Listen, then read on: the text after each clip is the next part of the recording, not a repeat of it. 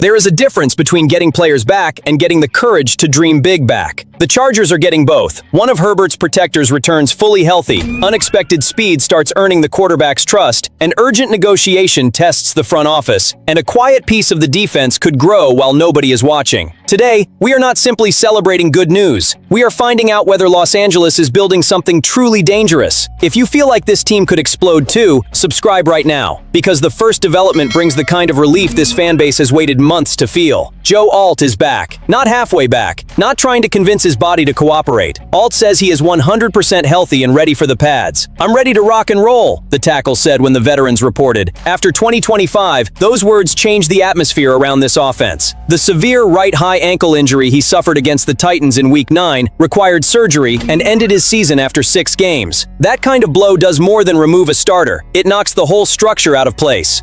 With Alt and Rashawn Slater unavailable, the offensive line lost both pillars. The consequences hit anybody who follows this team and understands the value of Justin Herbert's window. Herbert was sacked 54 times, the highest total of his career. Every protection breakdown brought back the same sick feeling. The offense had talent, but Herbert had to survive before he could command the play. You cannot build an elite offense when your most important player fights pressure before the play gets room to breathe. Alt's return is more than a medical update. It gives the Chargers a foundational piece back. At 23 and entering year 3, he has the size, movement, and technique to reach an all-pro level. That remains a projection, but it did not come from nowhere. Alt has shown why Los Angeles treated him like a franchise building block. Now he gets a system that can expand what already makes him special. Mike McDaniel brings a wide zone design, a faster passing game, and a plan to reduce interior pressure. Alt can block on the move, use his reach, and turn athleticism into an advantage instead of being trapped in predictable passing situations. Herbert gets quicker answers and a structure that can slow the pursuit. The running game forces defenders sideways before revealing the cut. Every piece connects. This is where the all-pro projection starts to feel less like summer hype and more like a path. Alt does not have to become a different player. The system can ask him to be an even more dangerous version of the tackle Los Angeles already drafted. Give him space to move. Let the quicker passing game keep defenders from attacking one spot over and over. Reduce the immediate traffic inside. None of that guarantees a flawless season, but it gives a 23-year-old cornerstone a cleaner runway to reach his ceiling while giving Herbert something he badly missed last year: stability on the edge. McDaniel also described an extremely competitive line room, with 5 starters who can win and another 2, 3, or 4 players ready for the inevitable grind. That depth matters because 2025 delivered a brutal lesson. No plan can rely on everybody staying healthy for 4 months. The hunger in Alt's comments fires me up. He is not asking for patience or lowering expectations.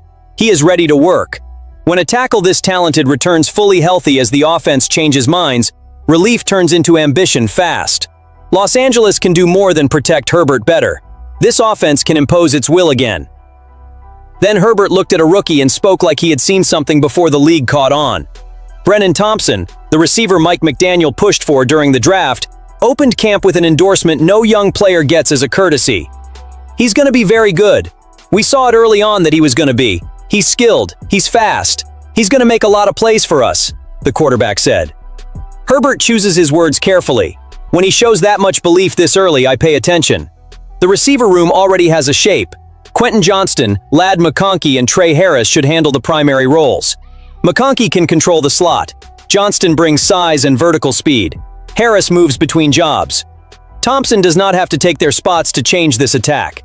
He has to make McDaniel create one for him. The reason is speed. Thompson ran the fastest 40 at this year's combine, the quickest mark since Xavier Worthy in 2024. Calling him a track athlete in pads would sell him short. In his final season at Mississippi State, he led the SEC with 1,054 receiving yards, 6 touchdowns, and 57 catches. The explosion showed up on the stopwatch and when the football mattered. McDaniel uses condensed formations to create unexpected space. Fewer receivers may be on the field, making every snap more competitive. Yet a player who can rip the roof off a defense moves safeties before touching the ball. If Thompson works from the slot, attacks vertically, and handles the details, he can stretch a coverage already accounting for Ladd, Johnston, and Harris. One safety takes half a step back, and the geometry changes for everybody.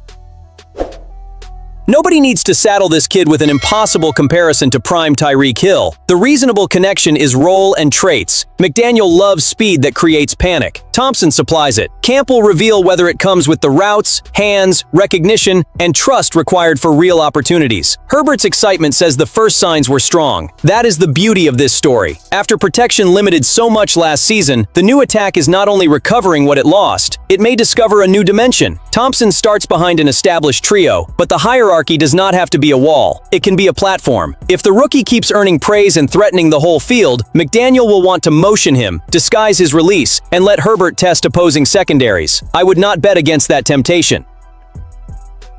While a connection takes shape on offense, the defense faces a conversation that cannot be pushed aside. Tuli Tuipulotu reported to camp but worked off to the side with a trainer and did not practice. It is the familiar hold-in. He is present, protecting his health, and waiting for contract talks to move. Entering the final year of his rookie deal, he has every right to avoid unnecessary risk while discussing life-changing money. I do not see a breakup. I see a clock. Tuli has become one of the Chargers' most important young pass rushers and a rising name across the NFL. He is only 23. This is the talent a franchise should identify, develop, and keep at the center of its defense. Joe Hortiz need not panic, but the next few days matter. Chargers fans know this movie. Rashawn Slater also held in, and his deal came together quickly. These talks are different in position, market, and structure. The precedent still proves this front office can solve the situation before it affects the team. That urgency must return. A camp carrying Super Bowl ambitions cannot spend weeks explaining why its best young defender remains on the side. The market explains the pressure. Odafe Owe signed with the Commanders for 4 years and $96 million. Tuli is younger and just as impactful. That makes $100 million a reasonable starting point with room to climb. Tuipulotu may not reset the position's market, but his production, age, and trajectory have pushed his value into 9 figures. Is that a lot? Absolutely. Replacing a high-level pass rusher costs plenty too. Draft picks bring uncertainty. Free agency charges a premium. A defense expecting to close games against the AFC's best quarterbacks cannot casually lose someone who disrupts the pocket. The deal must protect the team and reward the player, but respect cannot become an artificial discount. I want to hear from the people tracking every move. If Tuli should be treated like a pillar of the future, leave a lightning bolt in the comments. This is not a vote to hand him any number he asks for. It lets the fan base recognize a player who elevated his game and belongs in the next era. The sooner pen meets paper, the sooner Chris O'Leary gets a central piece back and removes a cloud that should not follow this roster. The fourth story may not make the same noise, which is why it deserves a closer look. Troy Dye enters 2026 facing the biggest season of his career. He arrived in Los Angeles viewed as a special teams player who rarely helped on defense. With Minnesota, he never topped 30% of the defensive snaps in a season. In year 3, he fell to 3%. The Chargers found another use for him. In 2025, Dye played a career-high 49% of the defensive snaps. He produced 58 combined tackles, 5 tackles for loss, and 1 quarterback hit. He became the third off-ball linebacker behind Deion Henley and Denzel Perryman without leaving special teams. That is roster building, turning an affordable addition into somebody who can handle multiple roles. Chris O'Leary has to organize the middle of this defense. Henley and Perryman remain the starters, but certainty ends behind them. Junior Colson missed last season with a shoulder injury and must show what he can provide in year 3. Marlowe Wax and Delshon Phillips are chasing the jump Dye already made. Recent history puts Troy first in line for meaningful snaps. His clearest fit comes against the run. Dye lacks Henley's downhill blitzing ability and Perryman's experience, while his coverage can improve. Still, he has value for a unit that was mostly solid in 2025,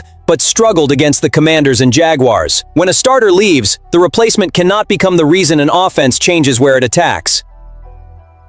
The future adds tension. Perryman may be entering his final season. Henley is heading into the last year of his rookie deal, although an extension appears likely. Dye is also finishing a 2-year, $5.5 million contract. That convergence makes 2026 a clue about 2027. Whoever earns trust now could change next offseason's priorities. The obstacle is measurable. Pro Football Focus gave Dye a 20% missed tackle rate last season. That must fall for him to become dependable. If he attacks with control, finishes plays, and uses his athleticism better in coverage, Los Angeles may find a quiet breakout candidate inside its rotation. His $2.15 million base salary does not reflect the weight he may carry. Not every leap begins with a spectacular stat. Sometimes a coordinator finds the player who keeps the structure from collapsing during a substitution. Dye is no longer just a specialist. Now he must become a solution without forcing O'Leary to hide his limitations. Across a long season, that could be worth far more than his name suggests.